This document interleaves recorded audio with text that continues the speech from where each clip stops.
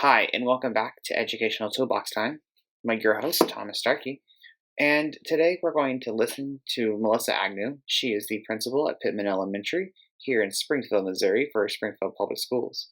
She is going to talk to us about the three brain states: the executive brain state, the emotional brain state, and third, the survival brain state. She will then be telling us about what it looks like for us as teachers to stay in the executive brain state and why that is important for us to stay in the executive brain state to bring our students from the survival or emotional brain state to there. I hope that you get some good information from Melissa Agnew, and we will talk about some other things at the end of this video. Thank you for watching. The executive brain state, represented by the prefrontal lobe of the brain.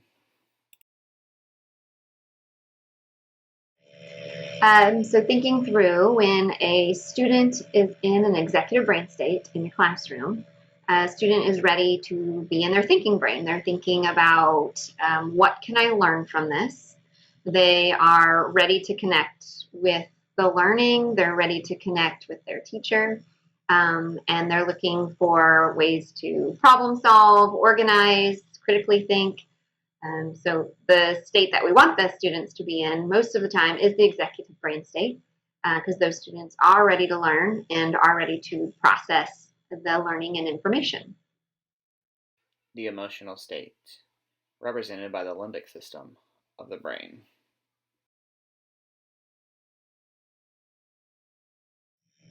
So in a classroom, when a student is in an emotional brain state, they're wanting to know if they're loved.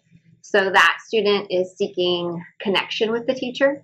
So as a teacher, things we would see when a student is in an emotional brain state is for a teacher to work on connecting. So it might look like putting their arm around them. It might look like asking them about their morning.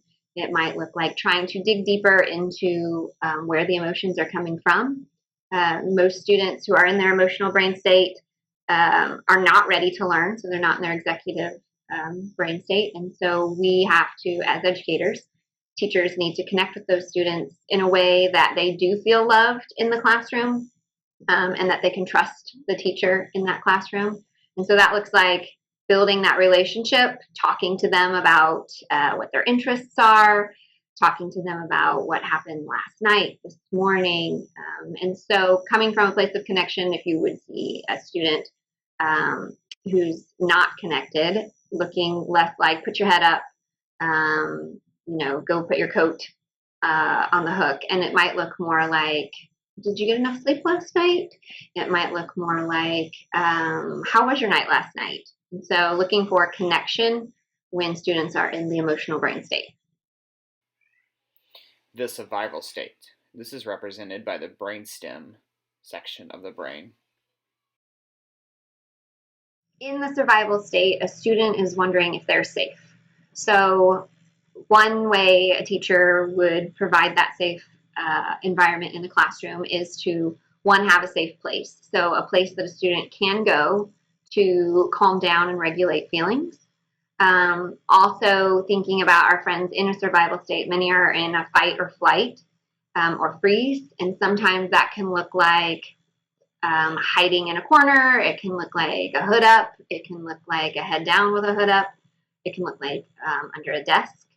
And in survival state, something that we don't want to do is to talk to them a lot. So when they're in their survival state, a teacher going over to them saying, get up, stand up, sit in your chair, take your hood off, is only going to intensify situations. So as a student is in their survival brain, a teacher would want to provide space. A teacher could also sit by the student and breathe with the student. Usually the teacher doing a breath or trying to get their breath to mirror what a calm breath would be could help the student come out of the survival state. And some of those students, aren't feeling safe, and so providing them an option to go to the safe place. But I think something we wouldn't want to do, it's easy to trigger a student in survival state. So as a teacher, you're going to want to make sure that you're calm and that you're not giving lots of commands to the student. and that you're mirroring the calm that you want to see in them. So you're doing a breath with them, you're giving them space, and recognizing one that they're in that stage is going to be super important as a classroom teacher. So, in order for a teacher to help a student get out of a survival or emotional state, the teacher also needs to be in, or has to be in, the executive state. So, in order for a teacher to download Calm, a teacher needs to, one, recognize triggers. So, they also need to be aware of the triggers that put them in an emotional state. So if a student rolling their eyes, a student putting a hood up, a student, I'm trying to think of some other good ones, a student crawling under their desk, a student who's just disengaged either because they're in survival or emotional. A teacher can't react to that in a way that puts them in a survival, right? So if we're yelling at students or providing students negative choices like get up from under your desk or you're going to the principal's office, those unconscious decisions that teachers make based on their triggers then lead to more destruction and more of a power struggle. So in order for a teacher to be effective, they're going to have to be in their thinking brain. They have to be conscious of what they're doing and what they're saying. And that's really hard sometimes, right? Because we can get triggered as teachers just the same as any child can be triggered. So it's important for them to be in their executive brain. And from there, to download the calm can happen because we're in our executive brains as adults.